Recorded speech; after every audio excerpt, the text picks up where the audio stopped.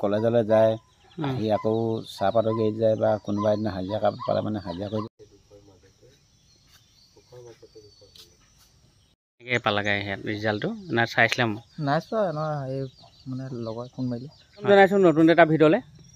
যিহেতু আজি higher secondary পৰীক্ষাৰ ৰিজাল্ট দিছে আৰু আপুনি এখন ঘৰলৈ লৈ আনিছোঁ, যেতিয়া মই সোমাই যাম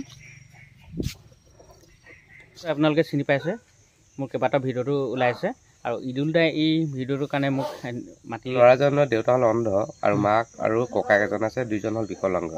মাক আৰু ককাকে প্ৰেগনেণ্ট খোজকাঢ়ে আৰু দেউতাকেতো চকুৱে নাথাকে, তেওঁ লাখুটিলে খোজকাঢ়ে। আৰু যিজন পুত্ৰ বৰ্তমান হায়াৰ ছেকেণ্ডেৰী পাছ কৰিছে তেওঁ নিজে দিন হাজিৰা কৰে, শিক্ষা খৰচ উলিয়াই ঘৰখনো চলায়।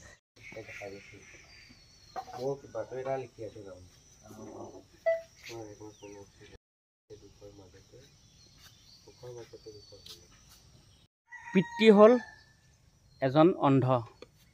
ক'বলৈ বেয়া লাগে, দুখ লাগে নহয় জানো, কিন্তু কৈ দিছোঁ এই পিতৃ। আপোনাৰ নামটো ক'ব? মোৰ নাম শ্ৰী তলৈক্য ভূঞা। আপুনিতো একেবাৰে নেদেখে। এফালে মাতৃ, আপোনাৰ নামটো কওকচোন? শ্ৰীমতী অঞ্জুমণি ভূঞা। এই মাতৃ অকণমান বিকলাংগত পৰে। আপোনাৰ চলাচল কৰিবলৈ অকণমান খোজকাঢ়িবলৈ দিগদাৰ হয়। তেখেতলোকৰ পৰিয়ালৰ পুত্ৰই আজি হায়াৰ ছেকেণ্ডেৰী পাছ কৰিছে, 3rd ডিভিজন পাছ কৰিছে, কিন্তু সেই পুত্ৰজনো এনেই নাথাকে।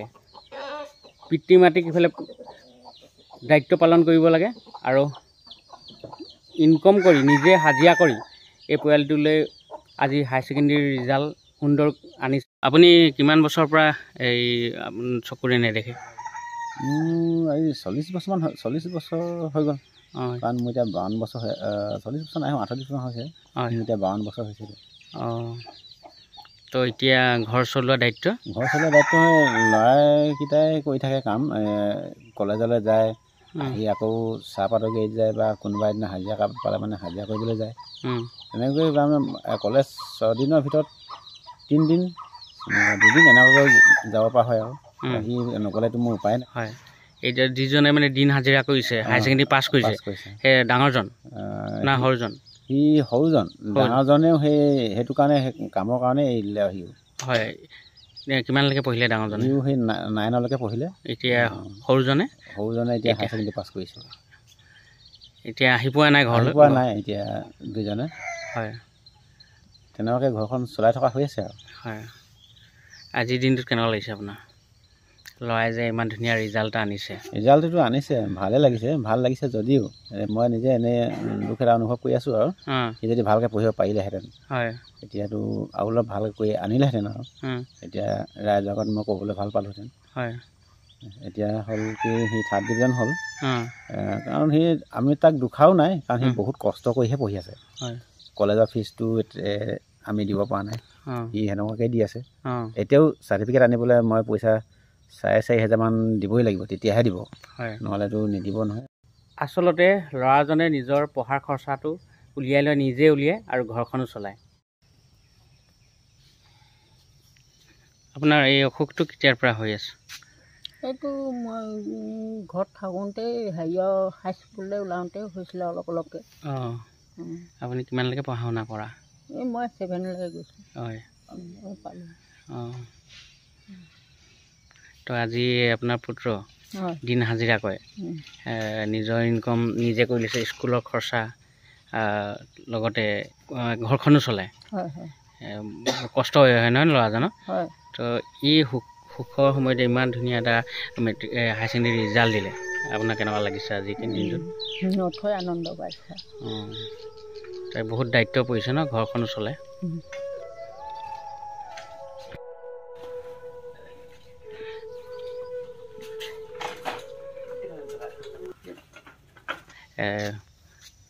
তুমি ৰিজাল্টটো পালা? কেনেকৈ পালাগৈ ৰিজাল্টটো না চাইছিলাম? নাই চোৱা এই মানে লগৰ ফোন মাৰিলে। হয়, এতিয়া তুমি দিন হাজিৰা কৰি আহিছা, নিজৰ খৰচা নিজে ওলাই লোৱা। তো আজি এতিয়া তুমিতো পাছ কৰিলা, এতিয়া পঢ়িম বুলি ভাবিছানে না অন্য কিবা ভাবিছা? ভাবিছোঁ আৰু পঢ়িম বুলি ভাবিছোঁ। গীতে ভাগৰুৱা হৈ আছে আৰু নামটো জনাবা তোমাৰ মোৰ নাম উদিত ভূঞা হয় এতিয়া যে তুমি হাজিৰা দিন হাজিৰা কৰি আছা এইটো কি কৰিবলগীয়া তুমি দিন হাজিৰাটোত ঢালাই দিয়া নাই না ৰং কৰা নাই ঢালাই দিয়া তো তোমাৰ কোনোবা ঠিকাদাৰ আছে ন ঠিকাদাৰে ৰিজাল্টটো পাই কেনেকুৱা পাইছে ভাল পাইছে কোন ঠিকাদাৰ আছে কল্যাণ গগৈ দাদাই কিবা তোমাক কৈছে দাদাই কিবা কৈছে নেকি তোমাক কিবা এটা সহায় কৰিম বুলি তেনেকুৱাকৈ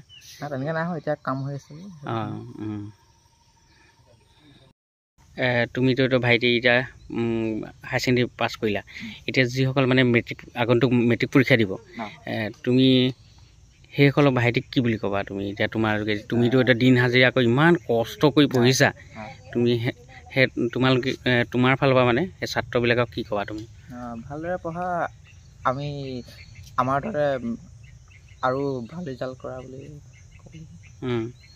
ইমান কষ্ট কৰি ইমান ধুনীয়া মানে ৰিজাল্ট এটা আনিছে সুন্দৰ ৰিজাল্ট এটা যে তুমি যদি অকল মানে ঘৰতে যদি পঢ়াৰ সুবিধা পোৱাহেঁতেন তো ভালকৈ পঢ়িলাহেঁতেন নহয় জানো এতিয়া আকৌ তুমি ভাগৰুৱা মন হৈ যায় কাম কৰি আহিলে হয় নাই তথাপি তুমি যে ৰিজাল্টটো সুন্দৰ কৰিছা নহয় জানো